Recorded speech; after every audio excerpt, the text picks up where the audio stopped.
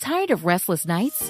At Lisa, we know good sleep is essential for mental, physical, and emotional health. From memory foam mattresses to hybrids that keep you cool all night long, Lisa's mattresses offer exceptional comfort and support with free delivery and 100 nights to try out your mattress in the comfort of your home. For a limited time, save up to $700 off select mattresses plus 2 free pillows. Go to lisa.com/iHeart for an additional $50 off mattresses and select goods. Exclusions apply. See lisa.com for more details. CareerBuilder is made for people who have that thing. You know, those superpowers that make you good at your job, the skills you bring to work. And CareerBuilder knows those skills make you right for other jobs too. Higher paying jobs with benefits, jobs you never thought of trying. Are you a people person? Work from home as a customer service rep.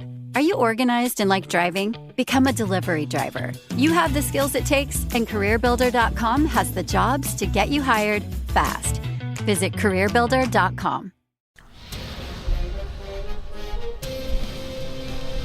It's time for a Big Blue Kickoff Live. Nobody can ever tell you that you couldn't do it, because you did. On Giants.com. You know what I saw? New York Giant pride. And the Giants mobile app. 17-14 is the final. One touchdown, we are world champions. Believe it, and it will happen. Part of the Giants Podcast Network. Let's go out there like a bunch of crazy dogs. Have some fun. Hi, everybody, and welcome to Wednesday's edition of Big Blue Kickoff Live, presented by Cadillac, the official luxury vehicle of the New York Football Giants. I am John Schmelk. Matt Sytak with me today. The phone number for you, get on the lines, 201-939-4513.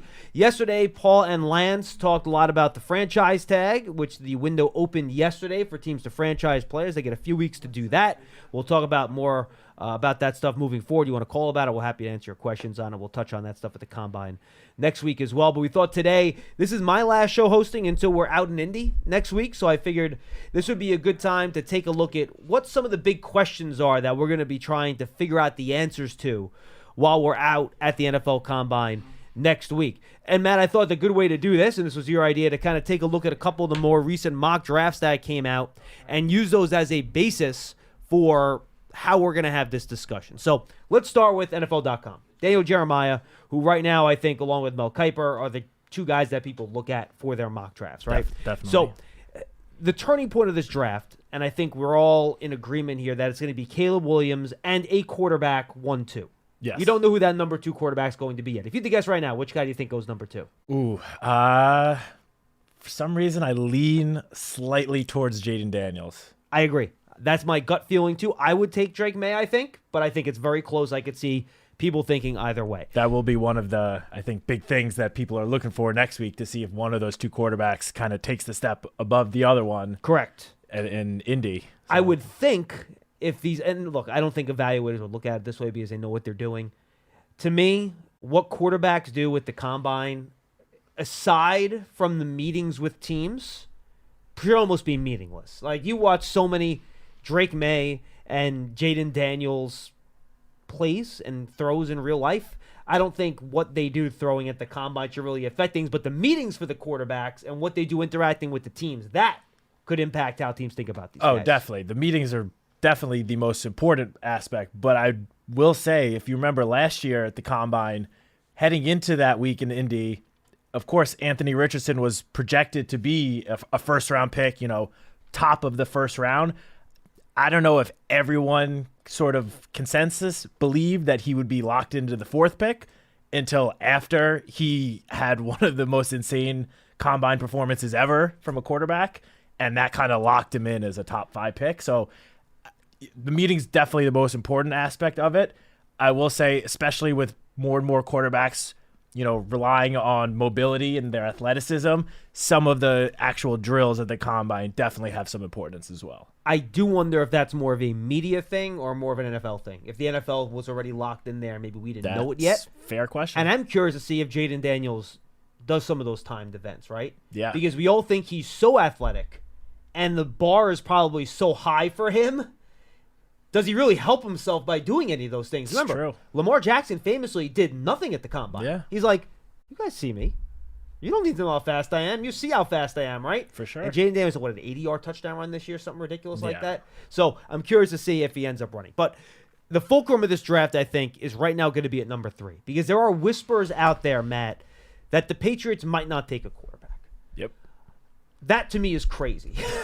just for the record, and I'll say this next week when I preface the questions, if you're starting over with a new coach, new GM, I know not technically a GM, but a new personnel guy in there, and frankly, you're as talent deficient as the Patriots are. You take a look at their roster up and down. How many All-Pro and Pro Bowl players on the Patriots roster? They're just not there. They don't have them. And you have an opportunity in the top 3 to pick somebody. And now, maybe they don't think one of these, the quarterback that there is a true top 5 player. But if you do think one of these guys is a top 5 player, and you have a chance to add one of those guys without having to use a lot of draft capital to move up to get one, to me, passing on that opportunity is borderline insanity. I'm with you, especially, how many times have the Patriots drafted this high up in the last 24 years? Granted, I know it's a lot looks a lot different in New England now than it did for most of that 20 plus year period. But so what, I can't remember which analyst I saw write this last week, but it was talking about the Patriots at number 3, and this person said that he thinks that they're going to pass on a quarterback because of what you just mentioned, the rest of the roster not being at a point where it's ready to have that rookie quarterback come in to take advantage of the full rookie quarterback window that a lot of people say your best chance of winning is, while your quarterback is still on that rookie contract. So maybe that's what they're thinking, that they want to upgrade all the talent elsewhere on the roster first, and then, maybe next year try to find that quarterback.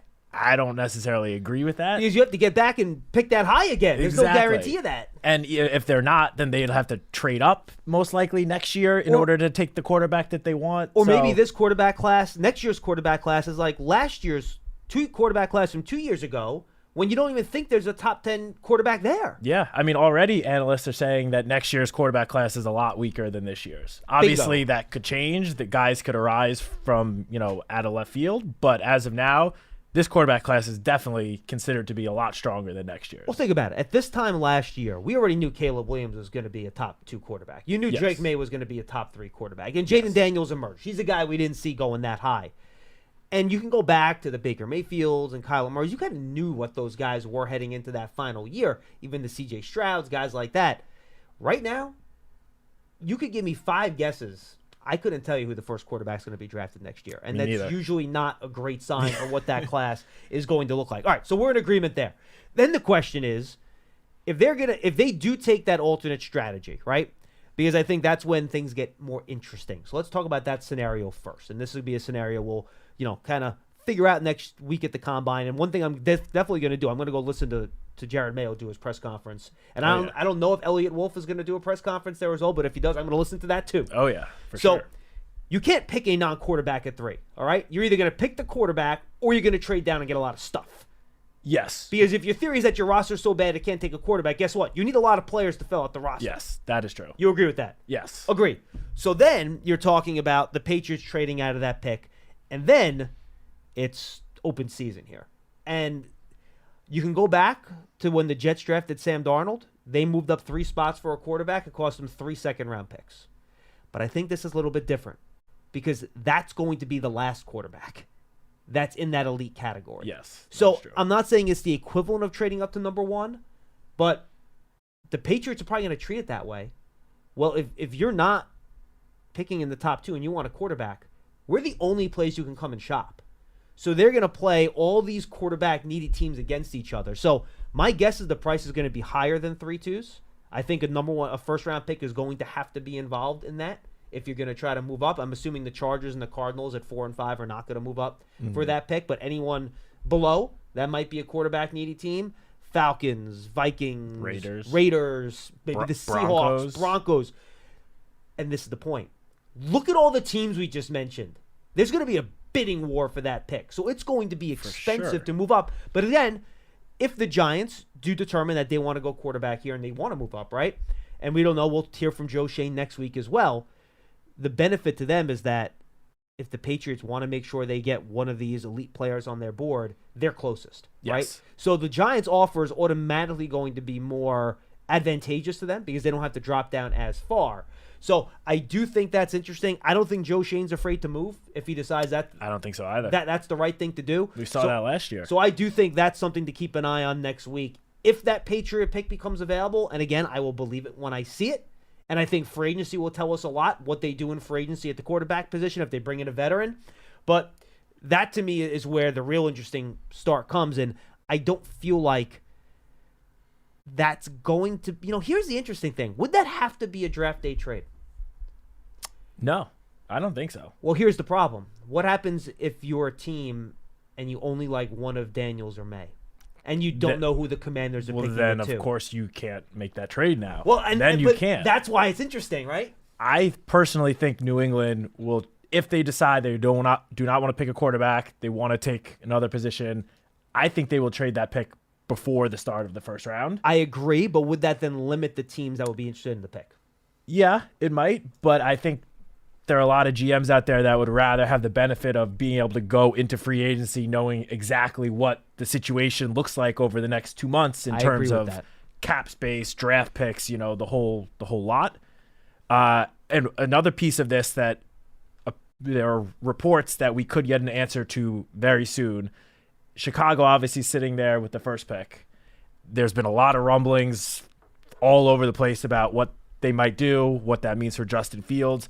New England has popped up but from a lot of different reporters as a potential destination for Justin Fields. And I saw that the Bears will likely have a decision made between Fields, Caleb Williams, number 1 pick. They want to have that made by the start of the combine. Yeah, that would not surprise me. Which means Justin Fields, in theory, could get traded by next weekend. Could be traded at the combine. Could be traded at the combine. He could be on the Patriots, the Falcons, one of these other teams that are reportedly have interest in him. On draft season, Tony Pauline indicated he heard that maybe the Raiders might have interest in him as well. Remember, they just hired Luke Getsy, so he's very familiar with Justin Fields. Yeah, I mean, all the teams that you just mentioned as quarterback-needy teams that could trade up in the draft, all of those teams, I feel like, bingo. Besides maybe the Giants, just because of the Giants' current quarterback situation, all those other teams could definitely be teams that are interested in trading for Justin Fields. And we have gotten questions about Fields here. My always point is that it's going to be hard because then you're never catching your quarterback position at a low salary. You're going to go from one high salary guy to another, which I think makes it a little bit more difficult, right? Definitely. You would have those. So I think that, and we could talk about that too. So, all right. So that's one scenario. No quarterback at 3. Then it's chaos. All right. Then it's fun. Quarterback at 3, that's chalk. I still think that's going to happen. So does Matt. We'll see what it is in reality. I think you're still in a great spot at the Giants at 6 then. You're looking at a number of what I would consider blue chip players here, Matt, and you can add someone else into this conversation if you want, but I think the 5 players we'll be talking about, if the 3 quarterbacks go 1 through 3, are Malik Neighbors from LSU, Rome Odunze from Washington, Joe Alt from Notre Dame, Olu Fashanu from Penn State, and Brock Bowers from Georgia. Those are the 5 guys, to me, that I would then have a conversation about in terms of who the next 5 excellent players are on the board. And you take a look, it's no surprise. Let's go with Daniel Jeremiah's mock draft. He has, and Marvin Harrison Jr., I'm assuming, is not going to make it to the Giants. He would be there. He's not going to be there. Correct. 6. Marvin Harrison Jr., Malik Neighbors, Joe Alt, Jaden Daniels, Olu Fashanu. Then he has J.J. McCarthy at 8. I think that's a little bit rich for my blood. Yeah. But okay. Rome Odunze at 9, and there's your top group, right? Look at Dane Brugler's top 100 list when you take a look at what he has in his top 100. 1 Caleb Williams, Marvin Harrison, Neighbors, May, Bowers, Alt, Odunze, Daniels, Fashanu, 1 through 9. Those are the 9 guys. Field Yates says Bowers dropping a little bit further in his mock draft because he's a tight end. But those are the 5 names that we're going to be talking about all week next week and figuring out which guy's the best and which position that makes more sense for the Giants as well. Yeah, I will add just one name. Go ahead. And he is currently the 10th pick to the Jets in Jeremiah's latest mock draft, which is Fuaga from Oregon State. I think I'm going to confirm this next week. I think it might be how it's a Tua Tagovailoa? I think it might be Fuanga. Fuanga, okay. It has like the silent N, it has like the fake N in there, just like Tua does. But I will double check that next week. And I talked to him at the Senior Bowl. Talaese Fuanga, I believe is correct. Talaese Fuanga. Yes. So you were obviously down in Mobile. He was one of the top offensive linemen down there that week. And already, Daniel Jeremiah's mock draft has him going to the Jets at number 10. I think a strong showing at the Combine, some good meetings. He could potentially move up above Fashanu and be, I still think Joe Alt will be the first offensive lineman taken. But, depending on how he does in Indy, Fuanga maybe gets up there and at least causes a debate for teams looking for O-line help in the top 10, right there with Joe Alt. There are a lot of people that like him. That would be the only guy that you didn't mention that I would say, fair. 2+ months out, maybe. Now, I will say two things about Fuanga. One, I think he's a really good player. I think he's a safe pick. Watching him in Mobile, and I know some NFL teams think he's more of a guard than a tackle too. He did get beat by some speed rushers outside in Mobile. Like Adisa Isaac from Penn State got him 2 or 3 times. And those are those smaller, quicker outside rushers, right? So I'm curious to see what his testing is at the combine. I do think that's very important. Look at his 3-cone drill and some of his agility stuff to see if he has that type of range to be able to get out and deal with some of those speed rushers at the NFL level. But yep, totally fair. I wouldn't shock. Like, I could see some teams liking Tyler Guyton more than him at tackle. I wouldn't surprise if those two guys flip-flop depending on how you want to look at it. But, yeah, I think that's a very good name, and I think he very well could be a top 10 pick in that mix where I think everyone thinks the Jets are picking an offensive tackle at 10. Of all the mock drafts you look at, that's the one thing that seems to be certain. And I'll say this, too. I'm not going to eliminate him from my conversation. If I'm choosing between Brock Bowers and either one of those 2 wide receivers, I'm picking the wide receiver. Yeah. I can't pick Brock Bowers over Odunze or Neighbors. I just can't do it. So if that's an option, I have a hard time doing that, and I would have a hard time picking Bowers over Alter Fashanu either, to be totally honest with you. Just because it's a tight end. His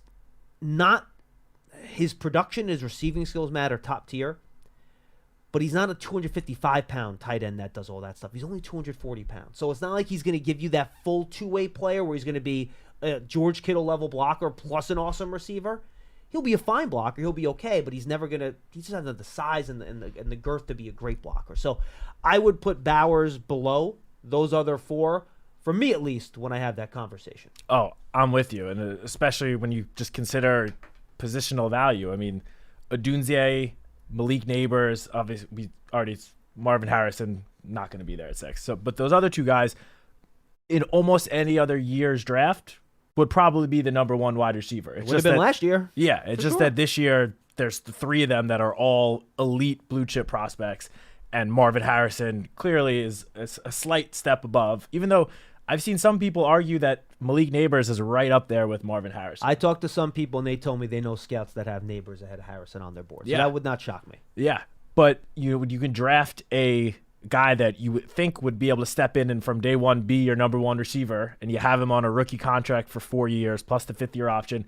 With how expensive and big contracts that these number 1 receivers are getting once they hit free agency, there's a lot of value there to grab one on a rookie contract. And wide receivers, I think, are also more NFL ready than tight ends. Tight ends have to learn so much with the run game, the blocking scheme. I think the learning curve for them is a little bit better, a little bit longer rather than it is for wide receivers, who I think can kind of step in and kind of really be impactful right away as rookie wide receivers. Also, real quick, go ahead, I don't know please. if you saw this photo that was going around Las Vegas the week of the Super Bowl. I did not. Brock Bowers, I think he did an interview with Gronk and was standing next to him. Tiny, right? I heard about that. He looks so tiny. And I know he's not like Brock Bowers. What is he? 6'4", 6'3"? Yeah, I think he's like 6'3", 240, yeah, something like not that. a small guy, but he was standing next to Gronk, and it looked like it was like an NFL player standing next to like a high school football player. Really? Like that's how drastic it looked in this one photo. That's funny. And look, and that's to the point I'm making, right? He's going to be a great receiving tight end, but you wonder if he can develop into that two-way player, which again isn't essential to be. Look at Tony Gonzalez. He never blocked a day in his life. He's a Hall of Famer. So it's not essential, but it's something that I think if you're going to draft a tight end like that high, you want to be able to get a guy that at least can develop into an elite two-way guy. I'm just not sure Bauer's frame and stature will allow him to do that. So I think there are two parts of this too, Matt. This will be the last thing we do before we get to your calls at 201-939-4513. And I'm struggling with this too. I'm still kind of going back and forth on it. I'm always drafting for the long term. I'm going to draft the most talented guy because I think you just stack talent at important positions and everything's going to work out, right? And that's the easiest way to handle these things. I think that's the way to make sense. But I will say this. We're in year 3 of the Dable Shane era. I do think it is important for their, and this is not my priority, but I do think it's important to show progress from last year to this year and to get the team better now. So I do think as a tiebreaker almost, I would lean toward the spot that I know for a fact I need help at and I think will help me more now than another spot where maybe is more of a long-term thing. And this is where I'm kind of balancing tackle and wide receiver. And I think it's a really tough decision because wide receiver is deeper. If you draft a tackle in the top 10, you can get a wide receiver at the top of the second round that's going to be really good. And You're going to be in great shape. But you do have somebody in your building in Evan Neal that you still think has a chance and a possibility to be a good right tackle. Right? Yep. So with you then maximizing all of the talent and resources you have available to you, if you're then duplicating a position that you don't have to duplicate with that top 10 pick. And that's kind of the balance I'm trying to figure out here in terms of if those grades are the same, if they're equal, do you go tackle or do you go wide receiver? Yeah, look, that is probably one of the biggest questions that the front office is currently, pondering up in the draft room upstairs, that exact thing. Now, I will say, free agency starts in a couple weeks. Good point. I feel like, once we get to April, once we get through the first few weeks of free agency, we see some of the moves that Joe Schoen and the front office make. I think that will be not a clear sign, but will be somewhat of a telling sign on how they plan on approaching the offensive line in the draft. If they go out and sign, 2 starting offensive linemen, you never know, but my guess would be that they don't plan on taking an offensive lineman at 6. I agree with you. If they only sign 1 starting guy, or none, then I think clearly that position is in play in the first round. Or if they go draft, sign a big-time wide receiver, then maybe the wide receiver at 6 maybe is not a big option. No, I think it's a good point. And that's why, and I say this with Tony all the time on draft season. By the way, go subscribe to Draft Season. Great draft podcast. I hate talking about team needs this early because it doesn't make any sense. They're going to change. It's fun to talk about. It is fun, but at this point, it's meaningless because they will change completely once Fields gets traded. You have all the free agency moves, and that's going to fill holes for these teams. Then all of a sudden, they signed T. Higgins. They're not going to draft a wide receiver, whatever, for any team. So I hate to get too deep into needs now, but we're so close to the Giants, obviously, that's something that we can have a longer discussion about. But those are kind of, to me at least, the big questions from a draft perspective we want to talk about heading in. We talked about Jeremiah's mock draft. He has Jaden Daniels falling to the Giants at 6. He makes the note in his mock that this will never happen in real life. He's going to be off the board at 3, whether it's the Patriots or somebody else trading up to get him. So you're not going to be able to sit and pick a quarterback at 6, at least in my opinion. Someone else is going to move up to try to get that player in front of you. Yes. At least those top 3. Now, maybe you like the McCarthys, the Penixes, the Bo Nixes. I don't know what the Giants think about those guys. Entirely possible. Who knows? Then you could sit and pick those guys at 6. I feel pretty confident you'll be able to do that.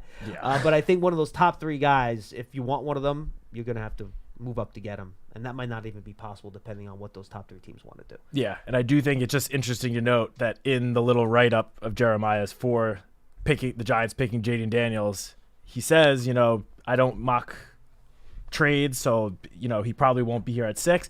But he does note, I wouldn't rule out the Giants trying to move up for a quarterback. So, again, this is one of the more connected draft analysts out there, and he thinks there's at least a chance the Giants could have interest in making a move like that. So, just something to keep an eye on. Yeah, Tony Pauline said the same thing on draft season. Is that up yet, Pearson? I think it just went up, draft season, right? So go check out draft season. That's a point that Tony Pauline made when he selected for the Giants at number 6. I stole Malik Neighbors from him. He got very upset.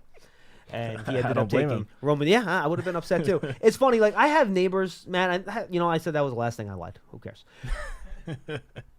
If you go wide receiver, and maybe Neighbors and Odudze won't both be there at 6 for the Giants. I think there's a good chance that one of those guys could go ahead of them, right? Yeah. In addition to Marvin Harrison Jr. Or maybe not. Maybe the Chargers, I think, are going to be interesting with Harbaugh. Do they go offensive line just because it's a Jim Harbaugh team and you kind of want to be that big physical team? They ready for Sean Slater? Do they want to draft the second tackle? We'll see. I think that's a big question we'll try to figure out next week, too.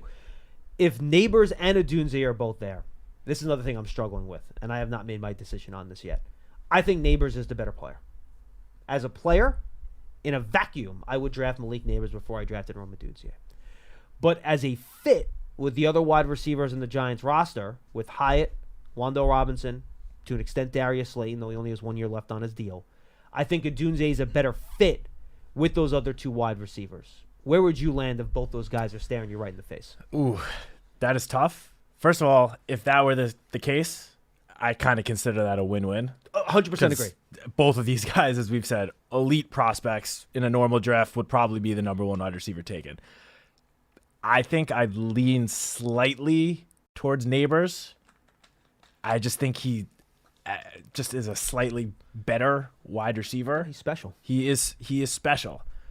However, if the Giants ended up with Odunze, I would be thrilled would be an understatement. I just like the big 6'3" downfield receiver to pair with the speed of Hyatt and the elusiveness of Wandell. Yeah. It's the perfect basketball team. When was the last time the Giants had a big receiver like that? A big 6 foot, 6'4" receiver. Hakeem Nicks played that way, but he wasn't. It was Plax, really. If you want to go actual size, it was Plaxico Burress. And was it 15 years ago? More than yeah. Oh wait, I'm sorry. This is Big Blue Kickoff Live. There was Ramses Barden. But let's just be clear about that. We're not forgetting about Ramses Barden. But so today, very true.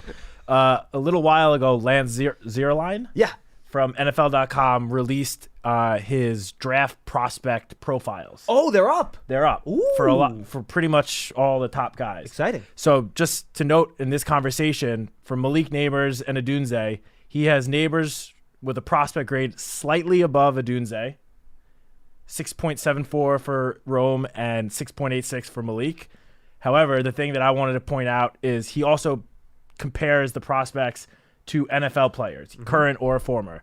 And for Neighbors, his NFL comparison, Justin Jefferson. Okay, I like that. And for Odunze, his comparison, Larry Fitzgerald.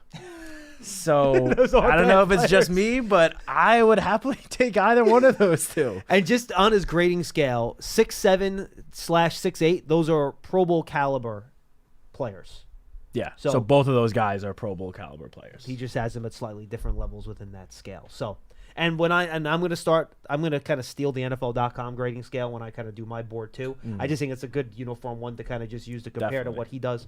So, both guys really good, and you wouldn't complain about getting either one of them, no question about it. You're listening to Big Blue Kickoff Live right here on Giants.com and the Giants mobile app, brought to you by Cadillac, the official luxury vehicle of the New York Football Giants.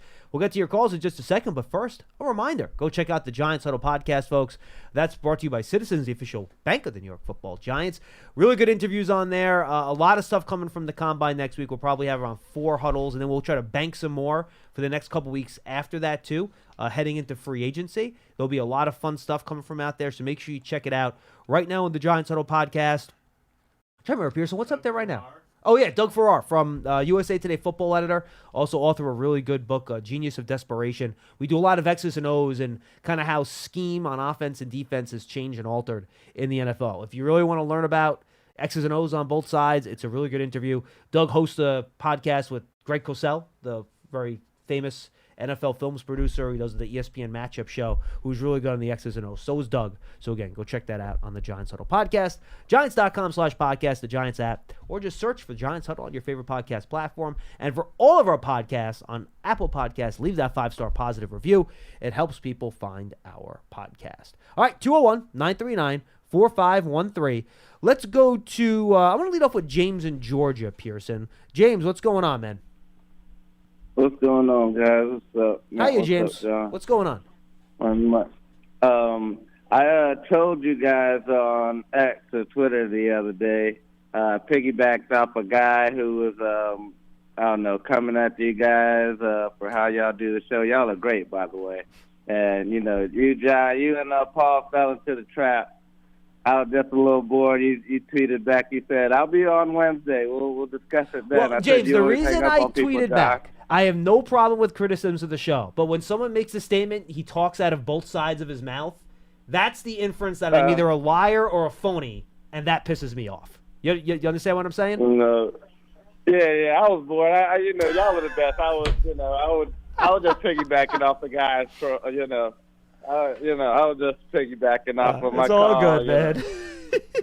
Yeah. Okay, what do you got today for us, James? I'm still pounding the table for Jaden Daniels, but I could see where that could be a little pricey. But again, would you make an Eli Manning trade again? I know you need somebody to trade with you. Well, James, let me ask you. What would you be? James, let me ask you. As someone that called up and is all in on Jaden Daniels, what would you be willing to move up from 6 to 3 to draft Jaden Daniels? Me, I'm trading the house. Okay, so whatever. It's open. So if the Patriots come back and say we need your second round, we need your 2-2s this year, both your second round picks this year and your first round pick next year, you're in for that? Gone. See you later. All right. Hey, Yes, much respect, James. You're all in. Good for you. I appreciate the conviction. Both seconds are gone because you look at like how you use draft capital and what do we do for Eli Manning? That's why I keep I know it's not the theme or whatever, but whatever we traded for him, people are like, oh, I'd do that again, and I'm pretty sure we traded a lot for Eli Manning. Yes, for what was only 2 rings. No, look, and James, here's the thing. If the quarterback you're trading for ends up being Eli Manning, ends up being who's likely going to be a Hall of Fame player, you cannot give up too much for that player. That's how transformational that player can be for your franchise, but you better damn well get it right. Otherwise, you're the Jets, who trade all those guys for Sam Darnold and those Zach Wilson, et cetera, et cetera, et cetera, and then all of a sudden you're in a huge hole that's nearly impossible to get out of. Yeah, just today, Dan Duggan. I got one more, too. Dan Duggan of The Athletic put out an article looking back at the last, I believe it was 7 or 8 times that a team traded to move up in order to take a quarterback. Yeah, and if you look at the results, I don't think any of those. I might be not remembering someone, but I'm pretty sure almost every single time the team did that, the quarterback ended up being what most would consider a bust. Really? Yeah. Like I believe Trey Lance might have been the last one a couple of years ago. Obviously, San Francisco was able to get out from underneath that because of hitting on Brock Purdy, but it's not very often you take a last pick of the draft and that guy leads you to a Super Bowl. Now, like you said, most of them have been a bust. Now, Eli wasn't a bust, but we Definitely can't pretend like Eli's career was, far and away. His win-loss record was something to behold. We made the playoffs every year. You know what I mean? He had a great career, but it was, it wasn't. I don't want to compare him to somebody, and then everybody be like, Eli's our boy. But let me move on to my third point so I can keep the line moving. Okay. If you don't do the trade for, a quarterback first or whatever, would a better move be moving back to get the best natural offensive guard or to draft the best tackle right now, like at 6, and move a player, or have in your mind that you're gonna go free agency before the draft and address that position? Yeah, well, just in terms of taking wide receiver out of your equation at the draft, you're all in on offensive line, but what would you do? Well, best offensive guard. Yeah, just to the first part of that second question you asked about trading back to potentially take the best guard, they would have to trade pretty far back in the first round in order to be in a place where it would make sense to pick the guard. I would say not. I'd have to be past 15, right? Yeah, I was thinking at the earliest 20, low 20s. You might. Jackson Powers Johnson might be around 18. Yeah, maybe. He's the one that most people now believe will be the first interior lineman taken, and he could get into that, late teens, early 20s range. The other guy that's interesting, too, is the Washington left tackle, Fatnu. Oh, yep. Who people might draft him as a tackle, but other people might draft him as a guard, in which case you would also probably have to pick him somewhere in that 15 to 25 type of area. Yeah, that's true. But what I was trying to get to is that, at least as of right now, the Giants have 2 picks in the second round in the first half of the second round. That if they went into the draft thinking we want to get one of the top interior linemen, one of the top guards, that would be generally speaking, a good area to pick a guy at that position. There will be some very talented guards available, with that first and probably the second pick in the second round. So personally, I don't think the Giants should trade back in the first round in order to target an interior lineman. I agree. If they want to trade back to stockpile picks and, pick the top edge rusher or something, to me that makes a little more sense. But to trade back, 10, 15, 20 picks just to take a guard, that doesn't make much sense to me. I agree. You win in this league by having really good players at really important positions. And there are really good players at really important positions that are going to be available at 6. Yes. We're not sitting there talking about picking a linebacker or safety or, even Brock Bowers at tight end. We're talking about offensive tackle, and we're talking about wide receiver. Yeah. Positions that have an average annual salary for the best players of over $25 million a year. Yep. You can't pass on the opportunity to draft one of those guys. You just can't, in my opinion. Yeah. I think those guys don't even become available via free agency or trade. Not very often, no. I mean, trade, yes, for the top wide receivers. Offensive tackle, no way. No. No way. It's hard. I'm looking at this article now, so I'm going to kind of just blow through these. This is a great pickup. I didn't see this get posted today. So you have the Bryce Young trade. You have the Trey Lance trade. You have the Sam Darnold trades here, 0 for 3. This would be the Mitch Trubisky trade, 0 for 4. This is the Jared Goff trade. All right. Jared Goff's worked out. Got him to a Super Bowl. All right, so that's 1 for 5. Eagles, Browns, that was Carson Wentz. It's hard for me to say that was an absolute disaster. Wentz was almost an MVP one year, but overall did not work out. Yeah. Obviously, Wentz he wasn't even in the league for the first 15 weeks last year. Rams and Washington, Robert Griffin III. Again, good player, injury, ended up derailing his career. And those are the ones that Dan looked at. So, yeah, the results are not the best. They're not the best. So that's just, for everyone out there that's saying the Giants need to trade up, they need to trade up to take a quarterback, just goes to show that even if you do that, that's not a guarantee that the quarterback is going to pan out. And this is another thing we'll talk a lot about at the Combine with some of the veteran evaluators we'll have on. It's the most difficult evaluation you make at any position in the NFL. Quarterback is so dependent on what's going on between the ears, and is so dependent on the system you're in and what they're asking you to do. And trying to figure out how that player in one system is then going to look in your system and in the NFL, it's just a very difficult thing to do. There is no trick to it.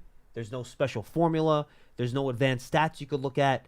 It's a feel thing, which is what makes it extremely difficult to find a good quarterback at the top of the draft. Like, the hit rate for quarterback in the top 10 is so much lower than the hit rate for other positions. Yep. It's just a really difficult thing to do. Yeah, I will say this, though. If a couple weeks from now, a month from now, when the front office not finished with their scouting, but has their draft board made and they have conviction on all 3 of the top 3 quarterbacks, they say we think any of these top 3 guys could be a franchise quarterback. If Joe Shane, the front office, come to that conclusion, then I agree with James. Trade whatever you need to move up to get that pick. If you feel that confident about one of these guys, then I don't mind giving up the first-round pick next year. Even if this year, especially because the first 3 picks are supposed to be quarterbacks, trading up to any of those picks are going to cost a lot. I've seen some mock trades for the Commanders to move up from 2 to 1. Oh, yeah. Only one spot. Granted, it would be to select Caleb Williams, which some people believe will be a generational talent, but still, to move up one spot cost them the second-round pick this year and a first-round pick next year. And that's for one spot. So moving up in this year's draft to the very top is going to be extremely pricey, more pricey than a normal draft. But again, if you have full conviction on Drake May and or Jaden Daniels, and he's sitting there at 3, and the Patriots are willing to move the pick, I'm all for going for it then. Yeah. You have to be very sure of your decision. I don't know if I'm trading both 2s this year, dude. I got to be honest with you. I don't know if I'm trading both 2s. It's because steep. You do have to fill out the roster a little bit. I agree with you. It's steep. But a 1 next year, I'd be willing to do. I'd be willing to do it. What if it's the first second-round pick this year? Does that have to be the first second-round pick? And the first-round pick next year. But you keep the Seahawks second-round pick. I'm on the fence on that. but All right. I would certainly consider it. Again, I'm only saying this if you have full 100% Yes, I understand. conviction. But even if you have 100% conviction, doesn't mean that you're right. Oh, of course. That's the of problem course. with it. No. But at Look, least I'm I'd be with you. more willing to take that chance. Hey, look, and if anybody's been listening to all the huddles I've gone through this year, and I've asked this question to most of the evaluators, if you want a chance to win the Super Bowl, you have to have a quarterback that can give you top 5 to top 10 level play consistently for a long stretch of time if you want a chance to win big in this league. It's the most important thing, and then you can figure out the rest. That is true. And so you have that. I'm not going to say you're spinning your wheels, but you're in an unenviable position. Because if you don't have one of those guys, you're looking for one of those guys. Yeah. And when the Giants signed Daniel Jones last year, obviously I think they had conviction. With better things going on around him, he had the potential to become one of those guys. And maybe he does still have the potential to become one of those guys because, frankly, they didn't put enough around him last year with the way the season went when he was healthy. But now with the injury factor, the knee, the second neck injury, that's a whole medical thing that we don't have the details on, but they'll have to make that decision as a front office. Let me say one more thing, by the way. And I've seen this out there. People quote the Tyrod Taylor stats, like the last 7 games of the year, whatever it is, and they say, well, look at that compared to Daniel Jones in the first 7 games. Guys, Andrew Thomas was on the field for the final half of the year. He was not on the field for the first half. John Michael Schmitz was not on the field for a big part of the first part of the year when Daniel Jones was there. All right? They literally had a different offensive line set up every game. Yeah. For the first 7 weeks. It was a revolving door in the first Every half. game. They had Josh Azudu at left tackle for 2 games. Justin Pugh off the couch at left tackle for 2 games. Jalen Hyatt got, you get better as a rookie as the year goes along. By the way, Wanda Robinson wasn't even back for the first part of the season. Yeah. He took some time to, knock the rust off, which is expected after tearing your ACL. 100%. So the situation around the quarterback was much better. And by the way, the opponents weren't as good either, by the way, just for the record. The second half of the year as opposed to the first 6, 7 games of the year. So just looking at those stats in a vacuum, did Daniel Jones play well enough in the first half of the year? No, he didn't play well. But again, what was going on around him was much different than what was going on even around Tyrod Taylor and Tommy DeVito for that matter in the final 7 games. Yeah, I mean, all those, comments, jokes from people around the league about how the Giants offensive line is a revolving door last season, that was all in the first half of the season. Yeah, right. We always talk about continuity being the most important thing along the offensive line, and there was no continuity at all in the first half of the season. Guys were getting injured every single week. Yeah, 2 things can be true at the same time, right? That you can be open to a quarterback this year and you can attack one if you think one of the guys is great. Doesn't mean that Daniel stinks and the situation around him was good the first half of the year. Yeah. You can actually believe those 2 things at the same time. Amazingly. Sure. You can have nuance. I know. Who would think? 201-939-4513. Big Ed in Maryland. Big Ed, what's going on, man? What's up, big guys? What's happening? How are you, Big Ed? Man, I am just distraught with y'all. Y'all ought to be ashamed of yourselves. Why? I want y'all to... you about to find out why. Listen to this. For the last 10 years, what has the Giants drafted in the first round, any first 5, 10 picks, right? This is an overall thing, right? And then you look at that, and then you look at the outcome of each season from the last 10 years. I'm looking at it from 2 standpoints. 1, coaching. This is Brian Dable's hot seat year. If you cannot beat the Cowboys, if you cannot beat the Eagles, and if you can't go to that championship game, at least you are considered a bad coach. Wait. Time out. Players. Wait. Go to the championship game? Did I hear that correctly? Yes. Because here's why. And I know you like, well, why you say that? Here's why. If you could take us to a division game and we get blown out, the following year we don't even make the playoffs, how about that's a decline instead of upside. Big Ed. And then you still have not beaten the Eagles. Well, you beat the Eagles once. I give you that. I love that. But you ain't beat the Cowboys in the last 3 seasons since you've been the coach. Big Ed. It's always going to come down to the division. I realize saying this in February 2024 is stupid, and it's probably going to get me into trouble. If the Giants make the playoffs next year, Brian Dable's not getting fired. No, of course not. Of course not. But you just said the opposite. You got to make the playoffs. Look, I'm like the division. I'm 2 ways about it. You got to win in your division, and you win your division, you can be in the playoffs. Now, let's get to these draft picks. Okay. Everybody keeps talking about. All right, let's get to the nasty gritty now. All right, Sure. Don't hold up and hold by your time because we got a few other people. Yeah. So, Big Ed say, You can take one get more, Pearson. Joe Ott. Do not move from your spot. If he's not there at 6, you get somebody close to that. And those, I saw something on Facebook about getting the Raiders guard or tackle, and then the Patriots guard, something like that. One of them two guys. Michael, Because of the offensive line coach now that we have had those players. Michael Onwenu would be the Patriots player I believe you're referring to. I'm not sure which Right. Raider offensive lineman you mean. There's a few. Illuminor? Are you talking about But Jermaine yeah. Illuminor, the right tackle? I think that's who he's talking about. Mm-hmm. Yeah. And then look, if Daniel Jones is not going to be our starting quarterback at game 1, then we definitely need to get a quarterback, period. I would not mess with North Carolina's quarterback, even though I got a Chapel Hill history, goes all the way back to Lawrence Taylor when he was there. So I already knew Lawrence was going to be great. But to say this, we need to, as far as those two, see, that's what I like. The first pick definitely needs to be a tackle, somebody like Joe Art, because either that or a quarterback. And then if we go on quarterback, whew, boy, oh my gosh. If we go on quarterback on that first pick, it's not going to be Caleb. It's not going to be Caleb. No, he ain't going to be there. I love Daniels at LSU. Right. I like Daniels at LSU, but we definitely need to find a blue-collar guy. We need blue-collar guys on this coming team. We need guys that are really going to bring the lunch pail every single play. But y'all said, that offensive line was a revolving machine. We can't have that if we're going to progress. And by all means, do not, I repeat, do not let Saquon leave the Giants community for nothing. Now, I can't say more. I could say a whole lot more, but I'll come back, probably try to come back Friday, between Friday and Monday, and say more stuff. But that's the most of what I do. I appreciate the call. Big man. Ed. Thank you. Was that your first Big Ed experience? Yeah, I believe that was. It's a trip. He brings the energy. He does. He brings the energy. That is true. If they picked the tackle there, I'd be fine with it. I wouldn't have a beef with that at all. Same. I'm good. I mean, I believe I spoke about this with Paul on the show last week, but we've seen what the Lions did over the last couple drafts and free agencies in order to build potentially the best offensive line in the league, of one of the best offensive lines. Top 5, whatever. Top Yeah, 5. Sure. Mm-hmm.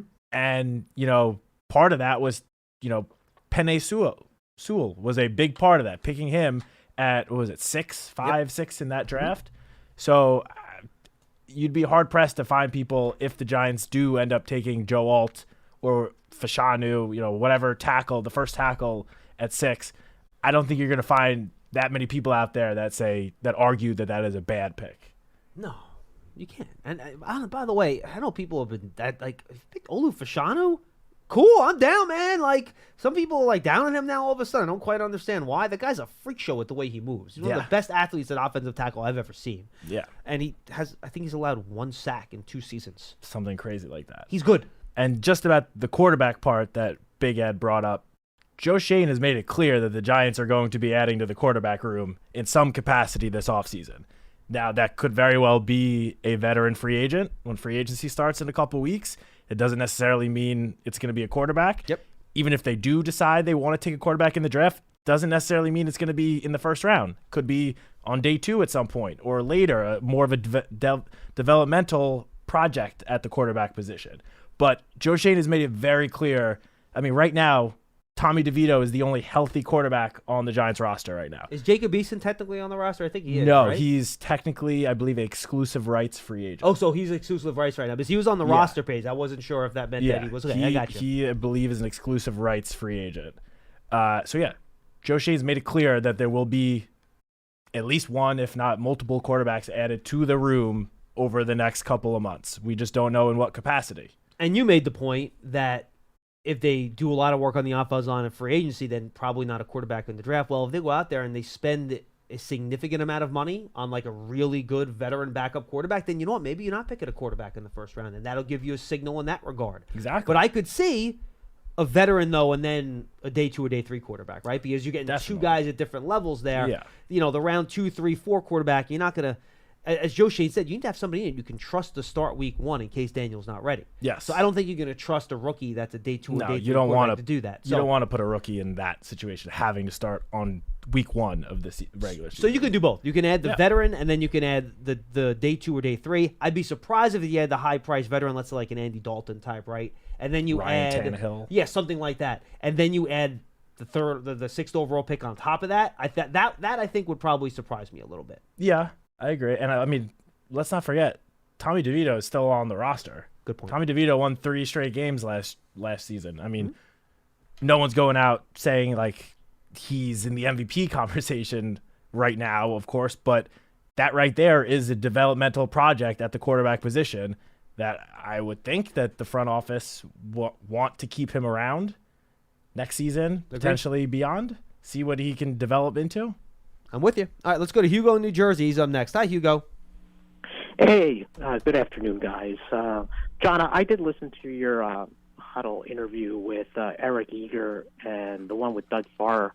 I got to say, 2 really interesting guests, and I think you did an exceptional job in asking all the right questions. Thank you. Kudos to you. Appreciate that. So I called in last week and sort of gave my philosophy on free agency, which is if you're going to spend money on free agency, spend it on difference makers. If your intent is not just to plug something for the year, but really improve the roster over the long term. And I told Paul and Lance that when I looked at the lineup of free agents, my favorite free agent was Christian Wilkins. And one of the things I noticed your guests have said is that the Giants really do need a 3 technique. And this is part of the point of it's an arms race in the NFC East, and you got to go against the Dallas offensive line and the Philly offensive line.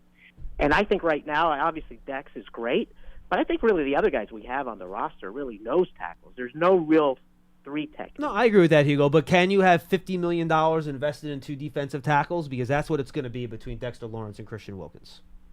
I tell you, I'd rather have the 2 defensive tackles. So it's always opportunity cost, right? So if you invest, would I give up Xavier McKinney and a Saquon to have someone like Christian Wilkins? I think I would do that, yes. But, again, that's me. I like to build it from the inside out. I also think, by the way, I do think he'll get franchise tagged, by the way, Wilkins. I can't imagine they're going to let him hit unrestricted free agency. That was the point they made, and I think I agree. So I did a little research and tried to recreate the impact with 3 players. And the players are Sheldon Rankins at $10 million a year, Javon Kinlaw at 4, and these are the projections, by the way, and Willie Gay Jr., the linebacker. So players that have a real impact against both the run and the pass. And so that's $22 million, and that's about, what Wilkins would get in the open market. And I'd be interested to you didn't ask this question of Eric Eager, but I would be interested in hearing his perspective. Do you go all in on one player, or is it more optimal to try to recreate the impact and spread out your risk across a few players? So I think it depends on what position you're talking about. I think for defense, you want to avoid having holes, and I think on the offensive line, you want to avoid having holes because other teams can attack those weaknesses in their game planning, right? But I think if you're looking to I'd rather spend $30 million on one awesome receiver than have 3 okay receivers at $10 million. You know what I mean? So I think it depends on the position you're talking about. Exactly. Okay. Fair enough. Hey, this talk of potentially trading down, I don't think the Giants should trade down. I like 7 players in this draft, the 3 quarterbacks, the 3 receivers, and Joel. So at 6, we're lined up to get one of those players. And there's a couple considerations. I think one, if you're at an inflection point where there's a real drop-off in talent, and I think there is, given my statements about a top 7, in my view. But, the last time the Giants did this was in 2021, and maybe the perception was that there weren't real blue chip talents. That, hindsight is 20/20, but Micah Parsons is obviously a blue chip player. And everyone says Micah Parsons. Everyone forgets that Rashawn Slater was sitting there to get picked too, and that's who I would have picked. That's who I was banging the table for. I wanted Rashawn Slater. Those were the next two picks after the Giants traded the pick to Chicago for Fields. The next two picks were Parsons and Slater. I do think Micah Parsons, Hugo, he wasn't an edge rusher coming out of college. That was a conversion, right? And I think it is hard to pick a player that high and say, we're going to use a top 15 pick on you, and then we're going to completely change your position and what you do. That's a risk. So I get why you wouldn't want to take Parsons there, because I do think there were real questions, but I would have been all in on Rashawn Slater, absolutely, 100%. But the point is, everyone always complains about not picking Micah Parsons. The point I wanted to make is it's not only about where the blue chip talent is, but your execution with the haul you get in the trade. And unfortunately, it was executed disastrously by the Giants by picking Kadarius Toney, trading up to get Aaron Robinson, Evan Neal, and I think Daniel Bellinger with the fourth they got from Chicago in 2022. But if you just tweak it slightly, instead of going with Toney, a guy who was on the board, Darisaw, the offensive tackle who has played at an all-pro level, then you get the butterfly effect the following year. Instead of taking Evan Neal, you take Garrett Wilson. And then you ask me the question, would I trade an all-pro caliber offensive tackle, a number one receiver in Daniel Bellinger for Rashawn Slater? I would not. I would really have to think about it in a trade for Micah Parsons. I probably would not. Going back to my point about, the portfolio of players exceeds the ultra talent that you have in someone like Parsons. I get you. No, that makes sense. And look, and that's why, if you go and appreciate the call, we got one more call we want to get in here. That's why, generally speaking, man, I'm in favor of trading down. I think you always want more swings. You can find good players all over the draft if you draft the right guy. But I do think for certain, again, premium positions with blue chip grades, it's hard to trade out of that. Yeah, no, I'm with you. And look, I am all over the internet looking for mock drafts constantly for Giants.com. I have barely seen any that think the Giants are going to trade down. Yeah. Doesn't mean it's not going to happen, but I've only seen mock drafts of the Giants moving up in order to pick one of the quarterbacks, not moving down and, taking the top lineman available or, whatever position it is. Pearson, you've been running these shows. Can you believe how, gung-ho Dottino seems to be on trading down this year? He never wants to trade down. Now, this year of all years, he wants to trade down. Yeah, I don't know what's in the water he's drinking this year. It's very different, right? I'm not crazy, am I? No. Okay. It's strange. Yeah. Like I tried to convince, like the Saquon year, I was trying to convince him to trade down for months. Nothing. And just one thing I just wanted to point out about what Hugo was saying, or something he said, was he talked about, potential mistakes made in the 21 draft and then that butterflied into the 2022 draft. I don't think it's not fair to look at those two drafts in particular because those are two different regimes making the draft picks, two different front offices, two different coaching staffs. I don't really think it's fair to talk about, picking Toney in 2021 and how that led to Neal the next year. Just a point I wanted to make: two different general managers making the picks. It's not really fair to look at those two drafts together. And I have trouble killing the Evan Neal pick because I thought he was the best offensive tackle in the draft that year. And the other guy that some people thought were ahead of him on the board, Ike Ekwonu, he's had just as many issues. Yeah. He's had a rough start to his career too.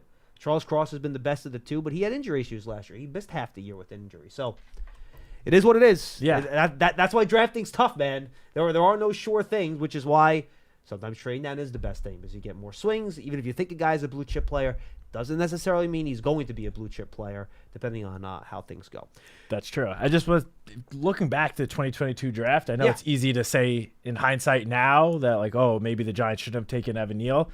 Evan Neal going into that draft was considered by pretty much everyone to be the safest pick in the draft. One of the safest. That was consensus. Heading into the combine, he was being talked about as the top 2 or 3 pick. There were mock drafts that had him going 1 overall. Yeah. Until maybe a month before the draft. Not that early in the pre-draft process that there were outlets out there that legitimately thought he could be the number 1 pick. So again, hindsight, it's easy to look back now and say, oh, maybe the Giants should have taken someone else. But at the time, with tackle being perhaps the biggest need on the roster, no one was arguing with that pick. Hey, and not a single person. They were mock drafts, man, and you know this because you were, again, tracking them for Giants.com, where Neal and Thibodeau were 1 and 2. Yeah. And a lot of those mock drafts. Several back mock then. drafts. And many of them. So, it's the way the world works. All right. We're going to wrap up today's show. I know we got to make sure we wrap up on time today. I got a meeting I got to. Let's go to Wilson. Wilson, what's going on, pal? Hey, guys. How are you? You got to be quick for me today, all right, Wilson? All right. Johnny, listen, real quick. You didn't just say the Giants are building for the future just now, did you? I think in the draft you're always building for the future, Wilson. I think even the best teams in the league are building for the future in the draft. Johnny, let me tell you something. I don't believe in this head coach, and I don't believe in this general manager whatsoever. But that's my opinion. If the Giants don't make the playoffs this year, they got to fire everybody. If you're telling me again that it's another rebuilding year after we've been rebuilding for 10 years, I mean, when is enough? This regime has not been here for 10 years, Wilson. You cannot put the sins of past regimes on the current one. Okay, but the past 3, Johnny, listen, we have the second worst odds to win the Super Bowl. We backed again to be in the laughing stock of the NFL. I mean, how many years can we be the laughing stock of the NFL? I mean, this is their third year. Brian Daboll's third year, and Joe Shane's third year. They're already like softening the cushion that it takes time to build the roster. We don't want to hear that anymore, man. I mean, how many years are we going to hear the same thing? So what is our goal next year? To win, we win 6 games. To win 7 games? That's our goal next year? I think the goal next year is to make the playoffs. Joe Shane, after the Giants made the playoffs in 2022, Joe Shane said the goal was to be in this situation year after year. Just to be consistent playoff contenders. Tune now, Matt, he's changing his tune. If you listen to him between the lines, he's changing his tune, man.